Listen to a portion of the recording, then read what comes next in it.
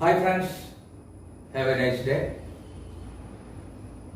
ഞാൻ ഇന്നത്തെ വീഡിയോയിൽ പറയാൻ ശ്രമിക്കുന്നത്, നമുക്കറിയാം ലോകം വളരെ വലിയ രീതിയിൽ മാറിക്കൊണ്ടിരിക്കുകയാണ്. ക്രിപ്റ്റോ കറൻസി മേഖല ലോകം മുഴുവൻ ശ്രദ്ധിക്കപ്പെടുന്ന രീതിയിൽ മാറിക്കഴിഞ്ഞു എന്നുള്ളത് ഈ കഴിഞ്ഞ ദിവസം വന്ന വാർത്തകളിലൂടെ നമുക്ക് മനസ്സിലാക്കാൻ കഴിയും. നമുക്കറിയാം, ദുബായ് ഗവൺമെന്റ് എമിറേറ്റ് ഫ്ലൈറ്റ് ടിക്കറ്റുകൾ ക്രിപ്റ്റോ കറൻസി ഉപയോഗിച്ച് നമുക്ക് വാങ്ങിക്കാൻ കഴിയും എന്നുള്ള വാർത്തകൾ നമ്മൾ ഇന്നലെ കണ്ടു കഴിഞ്ഞു. അതുപോലെ തന്നെ എയർപോർട്ടിൽ നിന്ന് നിങ്ങൾക്ക് പർച്ചേസ് ചെയ്യാനുള്ള ഒരു അവസരം കൂടി ക്രിപ്റ്റോ കറൻസി അഗ്രിമെന്റ് വഴി ദുബായ് ഗവൺമെന്റ് നടപ്പിലാക്കിയിരിക്കുകയാണ്. നമുക്കറിയാം, ദുബായ് എന്ന് പറയുന്നത് ലോകത്തിലെ ഏറ്റവും സമ്പന്നമായ ഒരു രാജ്യമാണ്. ഇവിടെ നമ്മൾ മനസ്സിലാക്കേണ്ട വളരെ പ്രധാനപ്പെട്ട ഒരു കാര്യം എന്ന് പറയുന്നത്, ഈ അടുത്ത കാലത്തായി നമ്മൾ മനസ്സിലാക്കുന്ന മറ്റൊരു വളരെ പ്രധാനപ്പെട്ട കാര്യം കൂടിയാണ്, നമ്മുടെ റിസർവ് ബാങ്ക് പോലും ക്രിപ്റ്റോ കറൻസി ഹോൾഡ് ചെയ്യാനുള്ള തീരുമാനം എടുത്തു കഴിഞ്ഞു എന്നുള്ളതാണ് ചില മാധ്യമങ്ങളിലൂടെ നമ്മൾ മനസ്സിലാക്കുന്ന ഒരു വാർത്ത എന്ന് പറയുന്നത്. പണത്തെക്കുറിച്ച് നമ്മൾ എപ്പോഴും ചിന്തിക്കുന്ന സമയത്ത് പണത്തിന് വന്ന ഒരുപാട് രൂപമാറ്റങ്ങളെ കുറിച്ച് നമ്മൾ എല്ലാവരും പഠിക്കുന്നതാണ്. ക്രിപ്റ്റോ കറൻസി എന്ന് പറയുന്ന ആശയം ലോകത്തിൽ നിലവിൽ വന്നതിന് ശേഷം യഥാർത്ഥത്തിൽ ഇപ്പോഴും വിശ്വസിക്കാത്ത കുറെ ആളുകൾ നമുക്ക് ചുറ്റും ഉണ്ട് എന്നുള്ളത് ഒരു വലിയ യാഥാർത്ഥ്യമാണ്. പക്ഷേ ലോകത്തിലെ വലിയ മാറ്റങ്ങൾ നമ്മളോട് പറയുന്നത് ഈ ഡിജിറ്റൽ അസറ്റുകളുടെ പ്രാധാന്യത്തെ കുറിച്ചാണ്. ഇവിടെ ഞാൻ എപ്പോഴും എന്റെ വീഡിയോയിൽ ചർച്ച ചെയ്യുന്ന PVC Meta multi purpose NFT token എന്ന് പറയുന്നത് ക്രിപ്റ്റോ കറൻസി മേഖലയിൽ തന്നെ ഒരു വലിയ വിപ്ലവമാണ് എന്ന് വേണമെങ്കിൽ നമുക്ക് പറയാം. ഈ ഒരു മേഖലയെ കുറിച്ച് അറിയുന്ന ഒരു വ്യക്തിയാണ് നിങ്ങളെങ്കിൽ നിങ്ങൾക്ക് കോയിൻ ചെക്കോ എന്ന് പറയുന്ന ഒരു ക്രിപ്റ്റോ കറൻസി അനലൈസിംഗ് വെബ്സൈറ്റിലൂടെ നിങ്ങൾക്ക് പരിശോധിക്കാം. അവിടെ നിങ്ങൾക്ക് മനസ്സിലാവുന്ന വളരെ വളരെ പ്രധാനപ്പെട്ട ഒരു കാര്യമാണ്, നമുക്ക് 0% മാത്രമാണ് PVC മെറ്റ NFT ടോക്കൺ എന്ന പ്രോഗ്രാം ചെയ്യുന്ന ഒരു വ്യക്തിക്കുള്ള റിസ്ക് എന്ന് പറയുന്നത്. അതുപോലെ തന്നെയാണ് ഏതൊരു പ്രൊജക്ടിന്റെയും വളരെ പ്രധാനപ്പെട്ട ആധികാരികമായ രേഖ എന്ന് പറയുന്നത് വൈറ്റ് പേപ്പറാണ്. ആ വൈറ്റ് പേപ്പറിലൂടെ നമുക്ക് സഞ്ചരിക്കുമ്പോൾ മനസ്സിലാക്കാൻ കഴിയുന്ന വളരെ വളരെ പ്രധാനപ്പെട്ട ഒരു കാര്യം എന്ന് പറയുന്നത്, പേൾവെയിൻ ഇന്റർനാഷണൽ 2015 ഒരു ഇ-കോമേഴ്സ് വെബ്സൈറ്റ് ആയിട്ട് അവതരിപ്പിക്കപ്പെട്ടു. 150 രാജ്യങ്ങളിൽ ഇത് പ്രവർത്തിക്കുന്നു. ആ ഒരു വൈറ്റ് പേപ്പറിൽ പറയുന്ന വളരെ പ്രധാനപ്പെട്ട ഒരു കാര്യമാണ്, പേൾവെയിൻ ഇന്റർനാഷണൽ എന്ന് പറയുന്ന ഈ ഒരു ഡിജിറ്റൽ ബാങ്കിംഗ് സിസ്റ്റം ഡാവോവിൽ രജിസ്റ്റർ ചെയ്തിരിക്കുന്നു എന്നുള്ളത്. നിങ്ങൾക്ക് ഗൂഗിളിൽ സെർച്ച് ചെയ്ത് കഴിഞ്ഞാൽ മനസ്സിലാവുന്ന ഒരു കാര്യം, ഡാവോ എന്ന് പറയുന്നത് ഡീസെൻട്രലൈസ്ഡ് പ്രോഗ്രാമുകൾ മുഴുവൻ, ഡീസെൻട്രലൈസ്ഡ് പ്രോഗ്രാം എന്ന് പറയുന്നത് ബ്ലോക്ക് ചെയിനുമായി ബന്ധപ്പെട്ട പ്രോഗ്രാമാണ്. സെൻട്രലൈസ്ഡ് പ്രോഗ്രാം അതുപോലെ തന്നെ ഡീസെൻട്രലൈസ്ഡ് പ്രോഗ്രാം, ഈ രണ്ട് തരത്തിലാണ് ലോകത്തിൽ എല്ലാ വിനിമയങ്ങളും നടക്കുന്നത്. സെൻട്രലൈസ്ഡ് സിസ്റ്റത്തിന്റെ ഒരു പ്രശ്നം എന്ന് പറയുന്നത്, അത് എപ്പോഴും ഏതെങ്കിലും ഒരു അതോറിറ്റി നിയന്ത്രിക്കുന്ന രീതിയിലാണ് ഡിസൈൻ ചെയ്യപ്പെട്ടിരിക്കുന്നത്. പക്ഷേ ഡീസെൻട്രലൈസ്ഡ് സിസ്റ്റത്തിലേക്ക് വരുന്ന സമയത്ത് എന്താണ് സംഭവിക്കുന്നത്? ബ്ലോക്ക് ചെയിൻ എന്ന് പറയുന്ന ഈ ലോകത്തിലെ ഏറ്റവും പുതിയ ടെക്നോളജിയുമായി ബന്ധപ്പെട്ടുകൊണ്ട് ഒരു വ്യക്തി സ്വന്തമായി തീരുമാനമെടുത്തുകൊണ്ട് ചെയ്യാൻ കഴിയുന്ന ഒരു ഓപ്പൺ ലെഡ്ജർ ആണ് ബ്ലോക്ക് ചെയിൻ എന്ന് പറയുന്നത്. ഇവിടെ നമുക്ക് എന്താണ് സംഭവിക്കുന്നത് എന്ന് നോക്കാം. നമ്മളൊരു സെൻട്രലൈസ്ഡ് പ്രോഗ്രാമിൽ പ്രവർത്തിക്കുന്ന സമയത്ത് വ്യക്തികളും ആ ഒരു ആശയവും തമ്മിൽ ഇടപെടുമ്പോൾ അതിനെ നിയന്ത്രിക്കുന്ന മറ്റൊരു വ്യക്തി എപ്പോഴും ഉണ്ടായിരിക്കും. ഉദാഹരണമായി ബാങ്കിംഗ് മേഖലയിൽ നമുക്കറിയാം, തീരുമാനം എടുക്കുന്നത് ബാങ്കാണ്. നമ്മുടെ പണം നമ്മൾ ഇൻവെസ്റ്റ് ചെയ്ത് കഴിഞ്ഞാൽ ആ പണം എങ്ങനെയൊക്കെ വിനിയോഗിക്കണം എന്ന് തീരുമാനിക്കുന്നത് ആ ഒരു ബാങ്കാണ്. അതുപോലെ തന്നെ നമ്മുടെ സർക്കാരുകളെ നിയന്ത്രിക്കുന്നത്. അങ്ങനെ ഫിനാൻഷ്യലി ചെയ്യുന്ന എല്ലാ പ്രോഗ്രാമുകളും സെൻട്രലൈസ്ഡ് സിസ്റ്റത്തിൽ നിന്നും ഈ ഒരു തീരുമാനത്തിന്റെ ഭാഗമായിട്ടാണ് പ്രവർത്തിക്കുന്നത്. അതുകൊണ്ടാണ് ഒരുപക്ഷെ എടുക്കുന്ന ഏതെങ്കിലും ഒരു തീരുമാനം പരാജയപ്പെട്ടു പോയി കഴിഞ്ഞാൽ ആ ഒരു സിസ്റ്റം കൃത്യമായും പരാജയപ്പെടുന്ന ഒരവസ്ഥ നമുക്ക് എല്ലാവർക്കും കാണാൻ കഴിയും.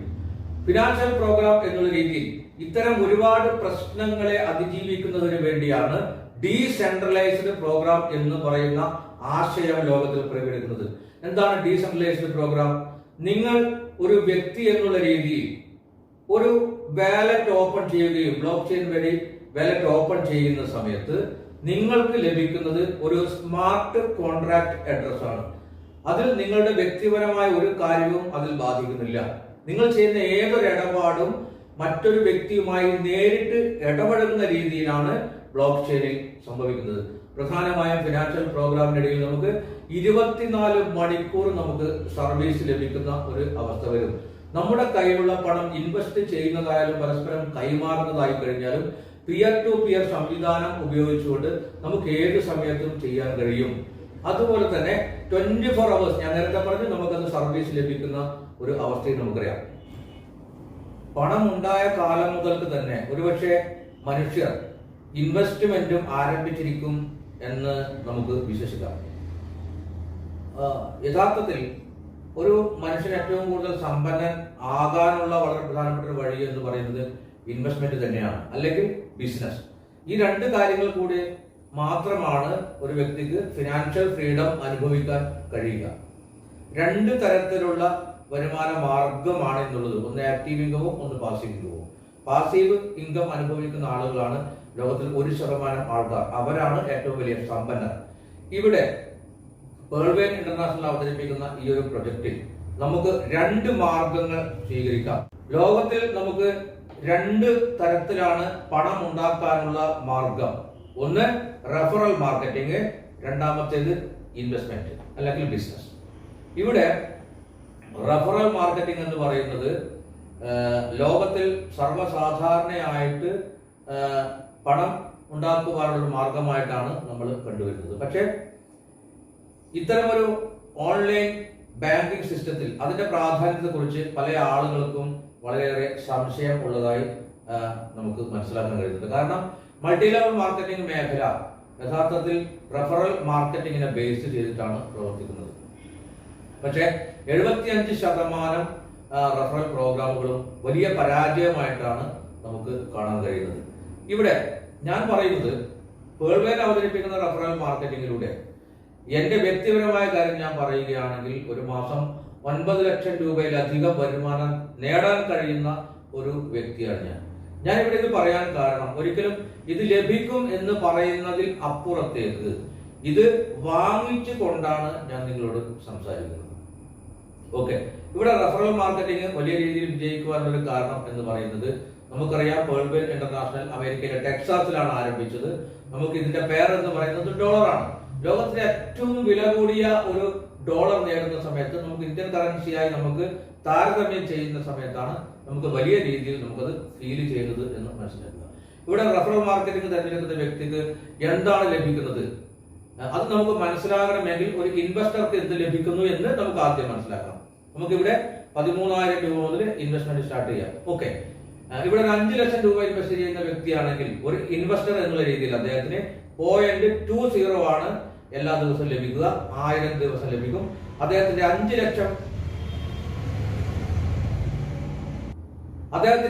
ലക്ഷം രൂപ അദ്ദേഹത്തിന് 1000 ദിവസം കൊണ്ട് 10 ലക്ഷം രൂപയായിട്ട് തിരിച്ചു ലഭിക്കുന്നു.